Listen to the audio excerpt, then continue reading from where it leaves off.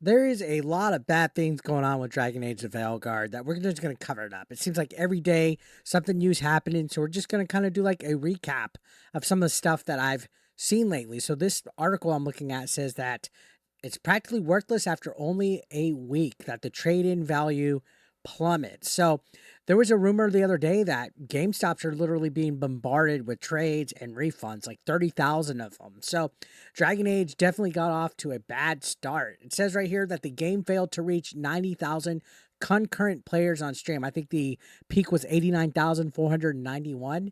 I said inside sources allege that the game has barely moved 500,000 copies and has seen refunds skyrocket on digital stores.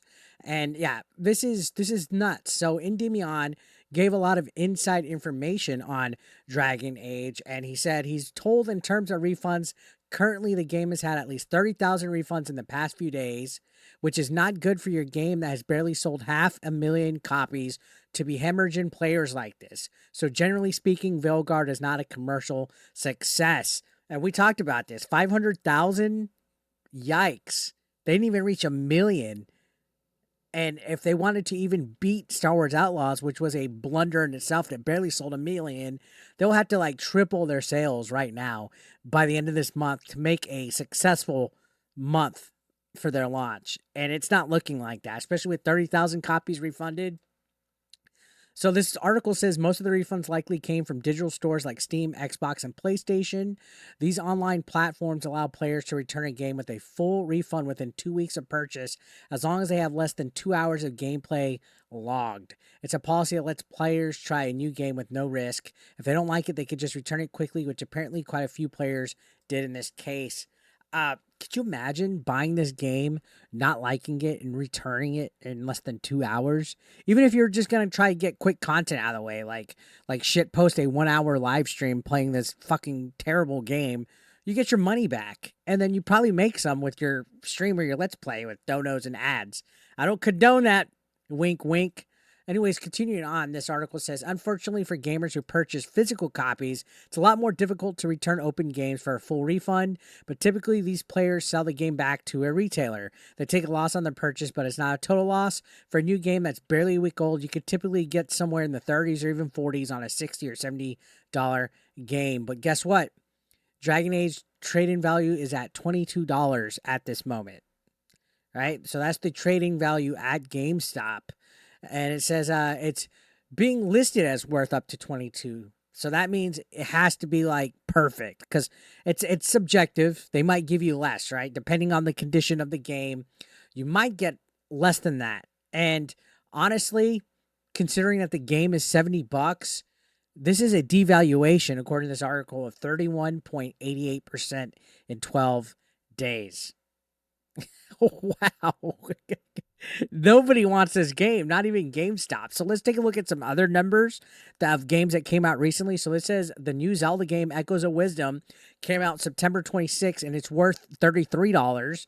Dragon Ball Z Sparking Zero hit October 11th, and it's $27.50 on PS3 and $33 on Xbox. The new Call of Duty is $38.50. And yeah, Veilguard is $22. So it matches Zelda, which is a game that came out a year and a half ago, Tears of the Kingdom. So Tears of the Kingdom is $22. So this is a game that just came out this month, and its trading value is the same as the other Zelda game that came out over a year and a half ago.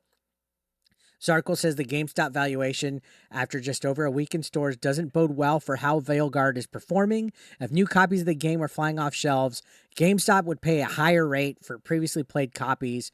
However, when a vast number of players attempt to trade a game in, the value plummets. So that's proof that they have not sold enough copies. Everybody's returning it or trading it in, so they're stocked. These things will probably go on sale within the next couple weeks. I would say Christmas time, we're going to be able to get this game for $22. I bet you $20 or less, which is what I was waiting for. I was waiting to be able to get it for a cheap price.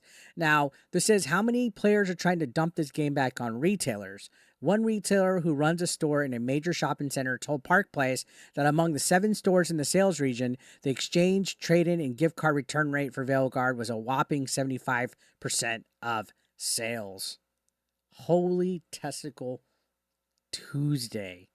That is freaking terrible. Now, looking at another article, if we're going to continue on stuff about the sales, they have another article on here saying that there's multiple inside sources that are supporting claims of the abysmal Dragon Age Veilguard sales. Again, this game is not making its money back. This game is in trouble, guys, especially if it's only 500,000 copies sold. So it's underneath. This article says it, well below noted flops like Star Wars Outlaws, which Ubisoft recently confirmed underperformed after selling 1 million copies. According to Endymion, Veilguard would have to move several million units to be profitable. And it said it's not a commercial success. It would need to sell around the 4 to 5 million mark to make a profit at least. 500,000 and you need to make 4 to 5 million and it's already the middle of the month that you launched in. Yeah, this ain't coming. So this is about Smash's video right here where he corroborated this information with a source at BioWare, and he could say in his video, Smash says this: after hearing that news from Endymion, couldn't help but reach out to a source at BioWare to find out if it was true.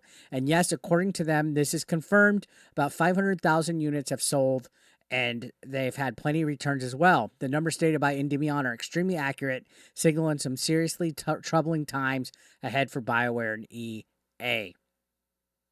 So returns in the excess of 30,000 units, guys. And according to this, pre-orders started getting canceled way before the launch. In Endymion's video, he said the same source said pre-orders were less than they initially thought, and that physical and digital was included in this source, and that the number they're hearing from people at EA is that it was between 70 to 75,000 pre-orders in total before release, right? And that some of that was canceled, like 14% of that, I think, was the rumor. I mean, honestly, this is a shell of its former self when it comes to BioWare. This studio made games like Knights of the Old Republic, Mass Effect, Jade Empire, and Smash said the game was in development for the better part of a decade, and developers these days aren't cheap, especially in the US. With the rumored numbers so far below that threshold, the reality for BioWare's future looks grim. And apparently it's gotten so bad that games journalists who at first touted the game's success have fallen silent. Some are even going as far as to scrub their praise on social media. So this is the thing with Jason Schreier the other day, who made this whole thing that they were going to dunk on the chuds and all this nonsense. Grum's called it out, actually, and it was rather hilarious. He tweeted out, legacy media reporter Jason Schreier caught in 4K deleting his Dragon Age Veilguard post, boasting that it was top of the charts, which he posted to dunk on the chuds. If he's deleting his Dragon Age top of the charts chud, you know sales are trash. So you can see all this right here. This caused a pretty good little stir. He started blocking people because he got called out on it. Got out. He said that he genuinely likes seeing the chuds get dunked on. So these guys try to say, oh, you guys are so desperate for a game to fail, you rage bait grifters. But no, they're desperate to stick it to the chuds instead of actually being contributors to something positive in the gaming industry, right? 89,491 peak concurrent players on Steam. And it hasn't even gone higher than that. You can look at the stuff. It's going low. Matter of fact, I think it's failed to even reach back to where it peaked at. BioWare and EA have yet to make an official statement refuting these leaked numbers. Typically, game studios will try to celebrate major milestones after a big release. The fact that we've heard nothing from the studio in more than a week doesn't bode well for the future of the Dragon Age franchise. So I think it's going to be fucking tough, which, again, it seems like this is the game that keeps on giving the grifters gifts, right? This other article that's on here says, unhappy Dragon Age Veilguard players reportedly demand refunds in droves. Yikes. Imagine making a game that took a decade in development and people are wanting refunds. They said, Endymion again said they're being told in terms of refunds, the game has had 30,000 refunds. So yeah, again, refunds are skyrocketing for it. And the whole Trump thing has caused BioWare devs to lose their collective minds. So according to this, a lot of these devs that work at BioWare are just in the post-election Trump era are just losing their nuts, right? Losing their nuts. that if refunds are as hefty as reported here, it would appear that BioWare's new approach to the story Dragon Age RPG franchise is not resonating with longtime fans. This would also point to a massive divide between media outlet reviewers and the average gamer. Most large outlets gave the game highly favorable ratings, referring to it as a return to form for the series, almost in unison word for word, which we saw that. Return to form, return to form. And for me, again, why are we giving credit to companies like IGN that rated this game a 9, but they gave Mario and Luigi a 5. They gave Concord a fucking 7 out of 10. Are you kidding me? And it's just shady. It's honestly just shady. I don't trust critic reviews over user reviews, to be completely honest. I mean, if you look at user reviews, it's bad. And you can see Google at the time of this writing has the game at a 2.3 out of 5 with more than 4,500 reviews. So you got to listen to users. Look at that. Find out for yourself, though. Maybe you'll like this game, but that's not going to invalidate any of the honest opinion about this game, where, you know, we have the top surgery scars. We have, you know, the cutscene that shows misgendering punishments. Just because a game might be good or whatever doesn't invalidate any criticism about it. This game still has a lot of red flags, in my opinion, that I'm just like, all right, that is fucking cringe, right? And if the score is okay with the user reviews, that's fair, but it doesn't mean that my opinion was wrong. So lots of trouble here, lots of refunds, lots of people trying to trade in the game. Player base is dwindling. The concurrent players has not caught back up or got above what it reached. They're in trouble, guys. Let me know your thoughts down below. Love to hear what you guys have to say. Hit that subscribe button if you haven't. I'll see you on the next one. Thank you for watching, as always. Take care.